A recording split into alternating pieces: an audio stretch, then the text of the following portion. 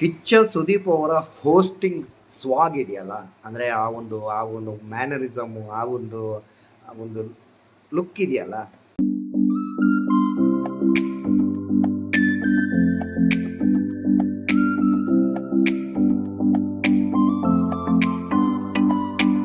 Hi, hello, ನಮಸ್ತೆ.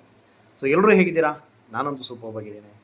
So ಇವತ್ತಿನ big ಬಾಸಲ್ಲಿ ಏನೇನು ಮಾತಾಡೋದು ಅಂತ ಹೇಳೋದಾದರೆ, ಬಿಗ್ ಬಾಸ್ ಸ್ಟಾರ್ಟ್ ಆದ ಕೂಡಲೇ ಚೈತ್ರ ಕುಂದಾಪುರ ಮತ್ತು ತ್ರಿವಿಕ್ರಮ್ ಅವರು, ಅಂದರೆ ನಿನ್ನೆಯಿಂದನೇ ಸ್ವಲ್ಪ ಪ್ಯಾಚಪ್ ಆಗಿ ಒಂದಾದರು ಅಂತಲೇ ಹೇಳ್ಬೋದು. ಸೊ ಒಂದಾದರು, ತುಂಬ ಫನ್ನಿ ಆಗಿತ್ತು.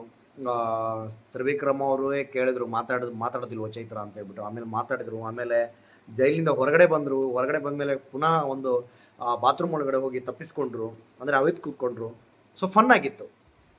ಸೊ ಇಲ್ಲಿ ತ್ರಿವಿಕ್ರಮ್ ಅವರು ಪದೇ ಪದೇ ರೂಲ್ಸ್ ಬ್ರೇಕ್ ಮಾಡಿದರು, ಆದರೂ ಮನೆಯವರಿಗೆ ಯಾರೂ ಗೊತ್ತಿಲ್ಲ. ಕಮ್ಮಿ ಅಂದರು. ಧನರಾಜು ಮತ್ತು ಹನುಮಂತ ಅವರು ನೋಡಿದರು. ಇಲ್ಲಿ ಮಂಜು ಅವರು ಸ್ವಲ್ಪ ಪ್ರವೋಕ್ ಮಾಡಿದ್ರು ಏನೋ ಅಂತ ಅನಿಸ್ತಾ ಇದೆ ನನಗೆ, ಬಾ ಮಗ ಅಂತ ಹೇಳಿ. ಸೊ ನೋಡೋಣ ಏನಾಗುತ್ತೆ ಇದರ ಪರಿಣಾಮ ಅಂತ ಹೇಳಿ. ಸೊ ಇಲ್ಲಿ ಭವ್ಯ ಮತ್ತು ತ್ರಿವಿಕ್ರಮ್ ಅವರು ಕಿತ್ತಾಡ್ಕೊಂಡ್ರು, ತುಂಬ ಕ್ಯೂಟಾಗಿ ಕಾಣ್ತಾ ಇದ್ರು. ಅಂದರೆ ಕಿತ್ತಾಡ್ಕೊಂಡಿದ್ದು ಸುಮ್ಮನೆ ಒಂದು ಫನ್ನಿ ರೀಸನ್ ಆದ್ರೂ ಒಂದು ಸ್ವಲ್ಪ ಫನ್ ಆಗಿತ್ತು. ಇಲ್ಲಿ ಗೌತಮಿ ಅವರು ಹೇಳ್ತಾರೆ ಸುರೇಶ್ ಅವರಿಗೆ, ಊಟ ಮಾಡಿ, ನೀವು ಏನಾಗಲ್ಲ, ಹೋಗಬೇಡಿ ಅಂತ. ಸೊ ಇಲ್ಲಿ ನನಗೇನೋ ಒಂದು ಆಟದ ಒಂದು ಅಂದರೆ ಏರಿಳಿತ ಆಗೋ ಚಾನ್ಸ್ ಇದೆ ಅಂತ ಅನಿಸ್ತಾ ಇದೆ. ಯಾಕಂದರೆ ಮನೆಯಲ್ಲಿ ಕಮ್ಮಿ ಎಲ್ಲರೂ ಹಾಗೆ ಕ್ಯಾಪ್ಟನ್ ಆದರೆ ಅವ್ರ ಬಾಲ ಹಿಡ್ಕೊಂಡು ಹೋಗ್ತಾರೆ ಅಂತ ನನ್ನ ಅನಿಸಿಕೆ. ಸೊ ವೀಕೆಂಡ್ ಬಂತು, ಕಿಚ್ಚ ಸುದೀಪ್ ಅವರು ಮಾತಾಡ್ತಾ ಇದ್ದಾರೆ. ಕಿಚ್ಚ ಸುದೀಪ್ ಅವರು ಇದ್ದಾರೆ ಅಂದರೆ ಲಾಸ್ಟ್ ವೀಕಿಂದ ತ್ರಿವಿಕ್ರಮ್ ಅವ್ರನ್ನ ಅಂದರೆ ಟಾರ್ಗೆಟ್ ಮಾಡ್ತಾನೆ ಇದ್ದಾರೆ. ಸೊ ಇಲ್ಲಿ ಅಷ್ಟೊಂದು ದೊಡ್ಡ ವಿಷಯ ಆಯ್ತಾ ಜೈಲಿಂದ. ಸೊ ಲಾಸ್ಟ್ ಸೀಸನಲ್ಲೆಲ್ಲ ಜೈಲಿಂದ ಹೊರಗಡೆ ಬಂದಿದ್ದೆಲ್ಲ ಫನ್ ಆಗಿ ತಗೊಳ್ತಾ ಇದ್ದ ಕಿಚ್ಚ ಈ ವಾರ ತ್ರಿವಿಕ್ರಮ್ ಅವರು ಹೊರಗಡೆ ಬಂದರು ಅಂತ ಹೇಳ್ಬಿಟ್ಟು ದೊಡ್ಡ ವಿಷಯ ಆಯಿತು. ಲಾಸ್ಟ್ ವೀಕು ರಜತ್ ಅವರು ಜೈಲಿನಲ್ಲಿದ್ದಾಗ ತರಕಾರಿ ಎಲ್ಲ ಇದು ಮಾಡಲಿಲ್ಲ, ಅಂದರೆ ಕಟ್ ಮಾಡಲಿಲ್ಲ, ಅದು ಫನ್ ಆಗಿ ಹೋಯಿತು. ಈ ವಾರ 15 ನಿಮಿಷದ ಒಳಗಡೆ ಕಟ್ಟಾಗಿ ಬರಬೇಕು ಅಂತ ಆರ್ಡರ್ ಮಾಡಿದರು. ಸೊ ಇದೆಲ್ಲ ಸ್ವಲ್ಪ ಫನ್ನಿ ಇತ್ತು ಆ್ಯಕ್ಚುಲಿ. ಚೈತ್ರ ಕುಂದಾಪುರ ಮತ್ತು ತ್ರಿವಿಕ್ರಮ್ ಅವರು ಜೈಲಿಂದ ಹೊರಗಡೆ ಬಂದಿದ್ದು ಫನ್ ಆಗಿತ್ತು ನಮ್ಮ ನೋಡೋರಿಗೆ.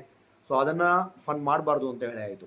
ಸೊ ಇಲ್ಲಿ ಏನಾಗ್ತಾ ಇದೆ ಅಂದರೆ, ಕಿಚ್ಚ ಸುದೀಪ್ ಅವರು ಕೆಲವೊಂದು ಸಣ್ಣ ವಿಷಯಗಳನ್ನು ದುಡ್ಡು ಮಾಡ್ತಾ ಇದ್ದಾರೆ ಅಂತ ನನ್ಗೆ ಅನಿಸ್ತಾ ಇದೆ ಪರ್ಸ್ನಲಿ. ಅದೊಂದು ಫನ್ ಫ್ಯಾಕ್ಟ್ರ್. ಅದರಲ್ಲಿ ಅಲ್ಲಿ ಹೋದ್ಮೇಲೆ ಸ್ವಲ್ಪ ಎಲ್ರಿಗೂ ಕ್ರಿಯೇಟಿವ್ ಮೈಂಡ್ ಬರುತ್ತೆ, ಅಲ್ಲಿ ಒಂದು ಕ್ರಿಯೇಟಿವ್ ಆಗಿ ಆಟ ಆಡ್ತಾರೆ. ಸೊ ಹಾಗೆ ಹೊರಗಡೆ ಬರಲೇಬಾರ್ದು ಅಂತ ಇದ್ದರೆ ಆ ಜೈಲಿದ ಕಂಬಿಗಳನ್ನು ಸಣ್ಣ ಮಾಡಿ ಆಯ್ತಲ್ವಾ. ಲಾಸ್ಟ್ ಸೀಸನಲ್ಲೂ ಬಂದಿದ್ರು, ಅದು ಮುಂಚೆ ಸೀಸನಲ್ಲೂ ಬಂದಿದ್ದರು. ಸೊ ಅದನ್ನು ಕಂಬಿಗಳನ್ನು ಸಣ್ಣ ಮಾಡಿ ಆಯ್ತಲ್ಲ, ಸಣ್ಣ ಮಾಡಿ. ಅದು ಬಿಟ್ಟು ಅಷ್ಟು ದೊಡ್ಡ ಕಂಬಿಗಳನ್ನು ಇಟ್ಟು ಅಲ್ಲಿಂದ ಹೊರಗಡೆ ಬರಬಾರ್ದು. ಒಂದು ಫನ್ನಿ, ಅಲ್ಲಿ ಕ್ರಿಯೇಟಿವ್ ಮೈಂಡ್ ಇರ್ತಾರೆ ಗುರು, ಯಾಕೆ ಸುಮ್ಮನೆ ಇದು ಮಾಡ್ತೀರಾ ಕಿಚ್ಚ ಸುದೀಪ್ ಅವರೇ. ಸೊ ಮಾತಾಡಬೇಕು ಅಂತ ಮಾತಾಡ್ತಿದ್ದಾರೆ ಕಿಚ್ಚ ಸುದೀಪ್ ಅವರು ಅಂತ ಕೆಲವು ಕಡೆ ಅನ್ನಿಸ್ತಾ ಇದೆ. ಯಾಕಂದರೆ ಕಳೆದ ಒಂದು 10 ಸೀಸನ್ ಅಂತ ಹೇಳ್ಬೋದು. ಆ ವೀಕೆಂಡು ಹಿಂಗಿತ್ತು ಅಂದರೆ ಕೂತ್ಕೊಂಡು ನೋಡೋ ಥರ ಇತ್ತು. ಈ ಸೀಸನಲ್ಲಿ ವೀಕೆಂಡ್ ಹೆಂಗಿದೆ ಅಂದರೆ ಅರ್ಥನೇ ಆಗ್ತಾ ಇಲ್ಲ. ಕಿಚ್ಚ ಸುದೀಪ್ ಅವರು ಯಾವ ರೀತಿ ಕೊಂಡೋಗ್ತಾ ಇದ್ದಾರೆ ಅಂತ ನನಗೆ ಗೊತ್ತಾಗ್ತಾ ಇಲ್ಲ. ಅಂದರೆ ಅವರಿಗೆ ಬಿಗ್ ಬಾಸ್ ಮೇಲೆ ಇಂಟ್ರೆಸ್ಟೇ ಕಮ್ಮಿ ಆಗಿದೆಯಾ ಅಂತ ನನಗೆ ಅನಿಸ್ತಾ ಇದೆ. ಲಕ್ಸುರಿ ಬಜೆಟ್ ಬರೆದಿರಲು ಕಾರಣ ಚೈತ್ರ ಮತ್ತು ತ್ರಿವಿಕ್ರಮ್ ಅಂತ ಸುದೀಪ್ ಅವರು ಹೇಳಿದರು. ಸೊ ಒಪ್ಕೊಳ್ಳೋಣ, ಅವ್ರು ತಪ್ಪು ಮಾಡಿದ್ದಾರೆ. ಸೊ ಅವರಿಗೆ ಶಿಕ್ಷೆ ಕೊಡಬೇಕು ಅಂತ ಹೇಳಿದ್ದು ತಪ್ಪು ಅಂತ ನನಗೆ ಅನಿಸ್ತಾ ಇದೆ. ಯಾಕಂದರೆ ಅವರು ಫನ್ನಾಗಿ ಮಾಡಿದರು, ಅದಷ್ಟು ದೊಡ್ಡ ಕ್ರೈಮು ಅಲ್ಲ. ಸೊ ಮನೆಯವರಿಗೆ ಸಿಕ್ಕಿದ್ದೇ ಚಾನ್ಸು, ಏನಾದರೂ ಒಂದು ಕೊಡ್ತಾರೆ ನಾಮಿನೇಟ್ಗೆ, 100% ಅದು ಕೊಡ್ತಾರೆ. ಸೊ ನೆಕ್ಸ್ಟ್ ವೀಕು ತ್ರಿವಿಕ್ರಮ್ ಮತ್ತು ಚೈತ್ರ ಕುಂದಾಪುರ ಅವರು ಇದ್ದರೆ 100% ಅವರು ನಾಮಿನೇಟು ಅಂತ ಫಿಕ್ಸ್ ಆಗಿದ್ದಾರೆ. ಕಿಚ್ಚ ಸುದೀಪ್ ಅವರು ಐಶ್ವರ್ಯ ಅವರು ಮತ್ತು ಮೋಕ್ಷಿತಾ ಅವರು ಶಿಶಿರ್ ಅವರಿಗೆ ಹೇಳಿದಾಗ, ಆ್ಯಕ್ಚುಲಿ ನಾನು ಇದ್ರ ಬಗ್ಗೆ ವಿಡಿಯೋದಲ್ಲಿ ಮಾತಾಡಿದ್ದೇನೆ. ಟಾರ್ಗೆಟ್ ನಾಮಿನೇಷನ್ ಅವರು ಐಶ್ವರ್ಯ ಅವರು ಮಾಡ್ತಾ ಇದ್ದಾರೆ. ಇದರ ಬಗ್ಗೆ ಕಿಚ್ಚ ಸುದೀಪ್ ಅವರು ವೀಕೆಂಡಲ್ಲಿ ಮಾತಾಡ್ತಾರಾ ಇಲ್ವಾ ಅಂತ ನೋಡಬೇಕು ಅಂತ ಹೇಳಿ. ಸೊ ಮಾತಾಡಿದ್ರು, ಆದ್ರೂ ಇವರು ಐಶ್ವರ್ಯ ಅವರು ನಿಜವಾಗ್ಲೂ ಹೇಳ್ತೇನೆ ಒಪ್ಕೊಳ್ತಾ ಇಲ್ಲ. ನಿಜವಾಗ್ಲೂ ಅವರು ಸ್ಯಾಡಿಸ್ಟ್ ಥರ ಕಾಣ್ತಾರೆ. ಅಂದರೆ ಒಬ್ಬರು ಹೇಳ್ತಾ ಇದ್ದಾರೆ ಅಂದರೆ ಅದನ್ನು ಕೇಳಿ ಚೇಂಜ್ ಮಾಡಬೇಕು. ಆ ಮೋಕ್ಷಿತಾ ಅವರು ಆ ಕೆಲಸವನ್ನು ಮಾಡಿದ್ರು, ನಿಜವಾಗ್ಲೂ ಅವರು ಒಪ್ಕೊಳ್ತೇನೆ. ಯಾಕಂದರೆ ಅವ್ರಿಗೆ ಸ್ವಲ್ಪ ಅರ್ಥ ಆಯಿತು ಯಾಕೆ ಕಿಚ್ಚ ಸುದೀಪ್ ಅವರು ಹೇಳ್ತಾ ಇದ್ದಾರೆ ಅಂತ. ಈ ಶಿಶಿರ್ ಅವರಿಗೆ ಇನ್ನೂ ಅರ್ಥ ಆಗ್ತಾ ಇಲ್ಲ. ಶಿಶಿರ್ ಅವರೇ ದಯವಿಟ್ಟು ಅರ್ಥ ಮಾಡ್ಕೊಳ್ಳಿ, ಐಶ್ವರ್ಯ ಅವರು ನಿಮ್ಮನ್ನು ಯೂಸ್ ಮಾಡ್ತಾ ಇದ್ದಾರೆ, ನೀವು ಬಕ್ರ ಆಗ್ತಾ ಇದ್ದೀರಾ. ನೀವು ಆ್ಯಕ್ಚುಲಿ ನಾನು ನನ್ನ ಮನಸ್ಸಿನಲ್ಲಿ ಅಂದ್ಕೊಂಡಿದ್ದು ಏನಂದರೆ, ತ್ರಿವಿಕ್ರಮ್ ಅವರು, ಮಂಜು ಅವರು, ಶಿಶಿರ್ ಅವರು, ಭವ್ಯ, ಗೌತಮಿ ಅಥವಾ ಮೋಕ್ಷಿತಾ ಅವರು 100% ಟಾಪ್ 5 ಇರ್ತಾರೆ ಅಂತ ಅಂದ್ಕೊಂಡಿದ್ದೆ. ಆದರೆ ನಿಜವಾಗ್ಲೂ ಹೇಳ್ತೇನೆ ಶಿಶಿರ್ ಅವರೇ, ನೀವು ಈ ಥರ ಆಡಿದರೆ ನಿಮ್ಮ ಜಾಗದಲ್ಲಿ ಬಂದು ರಜತ್ ಅವರು ಕೂತ್ಕೊಳ್ತಾರೆ. ಇದೊಂದು ಮಾತು ನೆನಪಿಟ್ಕೊಳ್ಳಿ. ಆದರೆ ಈ ವೀಕಲ್ಲಿ ಸ್ವಲ್ಪ ಚೇಂಜ್ ಆಗ್ಬೋದು. ಯಾಕಂದರೆ ನಿನ್ನೆ ಒಂದು ನಡೆದ ಇನ್ಸಿಡೆಂಟಿಂದ ರಜತ್ ಅವರನ್ನು ಹೊರಗಡೆ ಕಳಿಸ್ಲೂಬಹುದು. ಯಾಕಂದರೆ ಬಿಗ್ ಬಾಸ್ ಅವರು ಅವರಿಗೆ ಬೇಕಾದಂಥ ಆಟ ಆಡ್ತಾರೆ ಅಂತ 100% ನನಗೆ ಗೊತ್ತು. ಸೊ ನೋಡೋಣ ಏನೇನಾಗುತ್ತೆ, ಏನೇನು ನೋಡಬೇಕು ನಾವು ಅಂತ. ಸೊ ಈ ವಾರದ ಕತೆ ಕಿಚ್ಚನ ಜೊತೆ ಹೆಂಗಿತ್ತು ಅಂದರೆ ಹೇಳಿದ್ರೆ 50-50 ಅಂತ ನನಗನ್ನಿಸ್ತೆ. ಯಾಕಂದರೆ ಹೋದ ಸೀಸನ್ಗಳಲ್ಲಿ ಇದ್ದಂತಹ ಕಿಚ್ಚ ಸುದೀಪ್ ಅವರು ಅಂದರೆ ಖಡಕ್ ವಾರ್ನಿಂಗ್ ಆಗಿರ್ಬೋದು, ಖಡಕ್ ಆಗಿರುವಂಥ ಡಿಸಿಷನ್ಗಳಾಗಿರ್ಬೋದು ಈ ವಾರ ಎಲ್ಲೋ ಮಿಸ್ ಆಗ್ತಾ ಇದೆ ಅಂತ ಅನಿಸ್ತಾ ಇದೆ.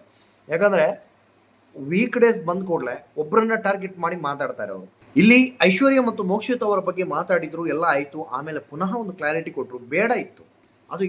ಓಕೆ, ಅವರು ಟೆನ್ಷನಲ್ಲಿದ್ದರು, ಚೈತ್ರ ಅವರು ಸಮಾಧಾನ ಮಾಡಿದರು, ಓಕೆ ಪರವಾಗಿಲ್ಲ. ಅದನ್ನು ಪುನಃ ಕ್ಲಾರಿಟಿ ಕೊಟ್ಟು ಅವ್ರು ಮಾತಾಡಿದ್ದಾರೆ. ನೀವು ಹೇಳಿದ್ದೆಲ್ಲ ಕರೆಕ್ಟ್ ಕಿಚ್ಚ ಸುದೀಪ್ ಅವರೇ, ಪುನಃ ಒಂದು ಕ್ಲಾರಿಟಿ ಕೊಟ್ಟರಲ್ಲ, ಅಲ್ಲಿ ಎಲ್ಲವೂ ನ್ಯೂಟ್ರಲ್ ಆಯಿತು ಅಂತ ನನಗೆ ಅನಿಸ್ತಾ ಇದೆ. ಯಾಕಂದರೆ ಬೇಡ ಇತ್ತು. ಇಲ್ಲಿ ತ್ರಿವಿಕ್ರಮ್ ಅವರ ಬಗ್ಗೆ ಹರಕೆಯ ಒಂದು ವಿಷಯವನ್ನು ಅಷ್ಟು ಸೀರಿಯಸ್ ಆಗಿ ತಗೊಂಡಿಲ್ಲ. ಓಕೆ, ಮೇ ಬಿ ಗೊತ್ತಿಲ್ಲ. ಸೊ ಇನ್ನೊಂದು ಕಡೆ ಹೇಳೋದಾದರೆ, ನಮ್ಮ ಕಿಚ್ಚ ಸುದೀಪ್ ಅವರು ಮಂಜು ಅವರಿಗೆ ಹೇಳಿದಂತಹ ವಿಷಯ ಆ ಗೌತಮಿ ಅವರಿಂದ, ಈ ಗೌತಮಿ ಮನೆಯೊಳಗಡೆ ಇದ್ದಂತಹ ಗೌತಮಿ ಅವರಿಂದ ಮಂಜು ಅವರಿಗೆ ಪ್ರಾಬ್ಲಮ್ ಆಗ್ತಾ ಇದೆ. ನಿಜ, ಮಂಜು ಅವರು ಸ್ಟ್ರಾಂಗ್ ಆಗಿದ್ರು, ಗೌತಮಿ ಅವರಿಂದ ವೀಕ್ ಆಗ್ತಾ ಇದ್ದಾರೆ. ಗೌತಮಿ ಅವರು ಆಡ್ತಾ ಇದ್ದಾರೆ, ಮಂಜು ಅವರು ಎಲ್ಲೋ ಕಳೆದೋಗ್ಬಿಟ್ಟಿದ್ದಾರೆ ಅಂತ ನನಗನ್ನಿಸ್ತಾ ಇದೆ. ನಿಮಗೂ ಹಾಗೆ ಅನಿಸ್ತಾ? ಕಮೆಂಟ್ ಮಾಡಿ ತಿಳಿಸಿ. ಇಲ್ಲಿ ರಜತ್ ಅವರು ಧನರಾಜ್ಗೆ ಏನಾದರೂ ಕೊಟ್ಟರೆ ಧನರಾಜ್ ಅವರು ರಜತ್ಗೆ ರಿಟರ್ನ್ ಕೊಡ್ತಾರೆ. ಸೊ ಅದು ಕಿಚ್ಚ ಸುದೀಪ್ ಅವರು ಹೇಳಿದರು. ಇಲ್ಲಿ ಏನಾಗ್ತಾ ಇದೆ ಅಂದರೆ, ಐಶ್ವರ್ಯ ಅವರು ಯಾವುದನ್ನು ತಗೊಳ್ಳೋಕೆ ರೆಡಿನೇ ಇಲ್ಲ. ಅಂದರೆ ಕರೆಕ್ಟಾಗಿ ನಮಗೆ ಕಾಣ್ತಾ ಇದೆ, ಐಶ್ವರ್ಯ ಅವರು ಯಾವುದನ್ನು ತಗೊಳ್ಳಲ್ಲ. ಅವರು ಅಂದರೆ, ನಾನು ಫಸ್ಟ್ ಒಂದು 2-3 ವೀಕ್ಸಲ್ಲಿ ನಾನೇ ಹೇಳಿದ್ದೆ, ನನ್ನ ವಿಡಿಯೋ ನೋಡಿದರೆ ಅರ್ಥ ಆಗ್ಬೋದು ನಿಮಗೆ.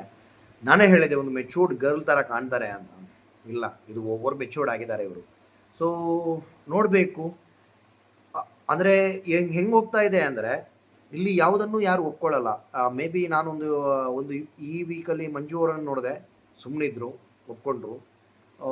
ಗೌತಮಿ ಅವರು ಅಷ್ಟು ಹೇಳಿದ್ರು, ಅಂದರೆ ಲಾಸ್ಟ್ ಅಂದರೆ ಈ ವೀಕಲ್ಲಿ ಅಷ್ಟು ಲೋ ಆಗಿ ನನಗೆ ಮಂಜಣ್ಣ ಅವರು ಕಾಣಿದ್ದು ನನಗೆ ತುಂಬ ಅಸಹ್ಯವಾಗಿ ಕಾಣ್ತು. ಅಂದರೆ ಅವರು ಕಿಚ್ಚ ಸುದೀಪ್ ಅವರು ಹೇಳ್ತಾರೆ, ನೀವು ನಿಮ್ಮ ಆಟ ಆಡೋಕೆ ಬಂದಿದ್ದೀರಾ ಅಥವಾ ಬೇರೆಯವ್ರನ್ನ ಮೆಚ್ಚಿಸೋಕೆ ಬಂದಿದ್ದೀರಾ ಅಂತ. ಸೊ ಮಂಜು ಅವರು 100% ಗೌತಮಿ ಅವ್ರನ್ನ ಮೆಚ್ಚಿಸೋಕೆ ಆಟ ಆಡ್ತಾ ಇದ್ದಾರೆ.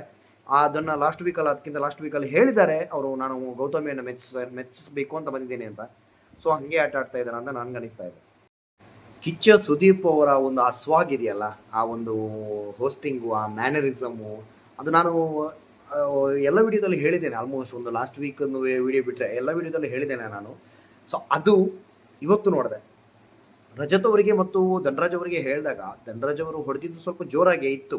ಆ ಮೂಮೆಂಟಿಗೆ ಕೈಲಿ ಯಾರು ಅಂದರೆ ಏನು ಆಗೋದಿರ್ದವನು ಕೂಡ ಆ ಮೂಮೆಂಟಲ್ಲಿ ಟ್ರಿಗರ್ ಆಗ್ತಾ ಇದ್ದ, ಅದು ಯಾರೇ ಆಗಿರಲಿ. ಸೊ ಧನರಾಜ್ ಅವರು ಹೊಡೆದಿದ್ದು ಸ್ವಲ್ಪ ಸ್ಟ್ರಾಂಗ್ ಆಗೇ ಇತ್ತು. ಬಟ್ ಆ ಮೂಮೆಂಟಲ್ಲಿ ಚೈತ್ರ ಅವರು ಹೇಳಿದ್ದಾರೆ, ಗೌತಮಿ ಅವರು ಹೇಳಿದ್ದಾರೆ. ಇಲ್ಲಿ ರಜತ್ ಅವರು ಹೇಳಿದಾಗ ಚೈತ್ರ ಅವರು ಹೆಂಗೆ ಹೇಳಿದ್ರು, ಏನು ಚೈತ್ರ ಕುಂದಾಪುರ ಅವರೇ, ನಾವು ನೋಡಿದ್ದೀವಿ ಅಲ್ವಾ, ಜನರು ನೋಡಿರ್ತಾರೆ, ದಯವಿಟ್ಟು ಅರ್ಥ ಮಾಡ್ಕೊಳ್ಳಿ. ಎಲ್ಲ ಪಾಯಿಂಟನ್ನು ನೋಡಿರ್ತಾರೆ. ನೀವು ಹೇಳಿ, ಧನರಾಜನ ನೀವು ಮಾತಾಡಿದ್ದು ತುಂಬ ಚೆನ್ನಾಗಿದೆ, ಇನ್ನೂ ಮಾತಾಡಬೇಕಿತ್ತು, ಬಿಡಬಾರ್ದಿತ್ತು ಅಂತ ಹೇಳಿದ್ದೀರಾ. ಅದನ್ನೇ ಬಂದು ಕಿಚನಲ್ಲೂ ಹೇಳಿದ್ದೀರಾ, ನಾನು ಧನರಾಜನ ಸರಿ ಹೇಳ್ಕೊಟ್ಟು ಬಿಟ್ಟು ಬಂದಿದ್ದೀನಿ ಅಂತ. ಸೊ ಚೈತ್ರ ಕುಂದಾಪುರ ಅವರ ಅತಿ ಬುದ್ಧಿವಂತಿಕೆ ಬೇಡ. ಇಲ್ಲಿ ನಮ್ಗೆ ಐಶ್ವರ್ಯ ಅವರಿಗೆ ತುಂಬ ತಲೆಬಿಸಿ ಆದಂಗೆ ಕಾಣ್ತಾ ಇದೆ ಫೇಸಲ್ಲಿ. ಆದರೆ ನಾಮಿನೇಷನಿಂದ ಸೇಫ್ ಆಗಿದ್ದಾರೆ, ಇಲ್ಲಂದಿದ್ರೆ ಅವರು ಎಲಿಮಿನೇಟ್ ಆಗಿರೋದು 100% ಇತ್ತು. ಸೊ ನನ್ನ ಪ್ರಕಾರ ಈ ವೀಕು ಕೂಡ ಎಲಿಮಿನೇಷನ್ ಇಲ್ಲ ಅಂತ ಕಾಣಿಸ್ತಾ ಇದೆ. ಯಾಕಂದರೆ ನಾವು ಸುಮ್ಮನೆ ವೋಟ್ ಮಾಡ್ತಾ ಇದ್ದೀವೋ ಏನೋ. ಸೊ ನೆಕ್ಸ್ಟ್ ಸೀಸನಿಂದ ಕಿಚ್ಚ ಸುದೀಪ್ ಅವರು ಹೋಸ್ಟ್ ಮಾಡಿಲ್ಲ ಅಂದರೆ ಅರ್ಧಕ್ಕರ್ಧ ಜನರು ಬಿಗ್ ಬಾಸ್ ನೋಡೋದನ್ನು ಅಂತ 100% ನಿಲ್ಲಿಸ್ತಾರೆ. ಸೊ ಇಲ್ಲಿ ಏನಾಗ್ತಾ ಇದೆ ಅಂದರೆ, ಸೊ ವೋಟಿಂಗನ್ನು ತುಂಬ ಲೈಟಾಗಿ ತಗೊಳ್ತಾ ಇದ್ದಾರೆ ಕಲರ್ಸ್ ಕನ್ನಡದವರು ಅಂತ ನನಗೆ ಅನಿಸ್ತಾ ಇದೆ, ಬಿಗ್ ಬಾಸ್ ಟೀಮ್ ಅವರು ಕೂಡ. ಸೊ ಇಲ್ಲಿ ಪನಿಷ್ಮೆಂಟ್ ಅಂತೂ ಸಿಕ್ಕಾಗಿದೆ. ರಜತ್ ಅವರು ಜೈಲಿನ ಒಳಗಡೆ ಇದ್ದಾರೆ, ಧನರಾಜ್ ಅವರು ಹೊರಗಡೆ ಇದ್ದಾರೆ. ಸೊ ಇದು ರಜತ್ ಅವರಿಗಿಂತ ಧನರಾಜ್ ಅವರಿಗೆ ಜಾಸ್ತಿ ಅಂತ ಅನಿಸ್ತಾ ಇದೆ. ಯಾಕಂದರೆ ಅದು ದುಡೋಕೆ ತುಂಬ ಕಷ್ಟ ಇದೆ. ಯಾಕಂದರೆ ಅಲ್ಲಿ 3 ಜನ ದುಡ್ಡು ಕೊಟ್ಟು ಬಂದರು. ಸೊ ಕರ್ನಾಟಕದವರು ಒಬ್ರು ಇದ್ದಾರೆ, ಯಾರು ಅಬ್ಸರ್ವ್ ಮಾಡಿದರೆ ಇಲ್ವೋ ಗೊತ್ತಿಲ್ಲ, ಪ್ರತಿ ಟಾಸ್ಕಲ್ಲೂ ಅದೇನಾದರೂ ಇದು ಮಾಡೋಕ್ಕೆ ಬರ್ತಾರೆ ಅವರು, ಅಂದರೆ ಟಾಸ್ಕಲ್ಲಿ ಇದು ಮಾಡೋರು ಹೊರಗಡೆಯಿಂದ. ಸೊ ಅವರನ್ನು ಯಾರಾದರೂ ಅಬ್ಸರ್ವ್ ಮಾಡಿದ್ದೀರಾ? ಸುಮ್ಮನೆ ಹಿಂಗೆ ಹೇಳಿದೆ ಅಷ್ಟೇ. ಸೊ ಇವತ್ತಿನ ಬಿಗ್ ಬಾಸ್ನ ಸ್ಟೋರಿ ಇಷ್ಟೇ ಅಂತ ಹೇಳ್ತಾ, ನಾಳಿನ ಬಿಗ್ ಬಾಸ್ನ ಮತ್ತೆ ಸಿಗೋಣ. ಟೇಕ್ ಕೇರ್, ಬಾಯ್, ಗುಡ್ ನೈಟ್.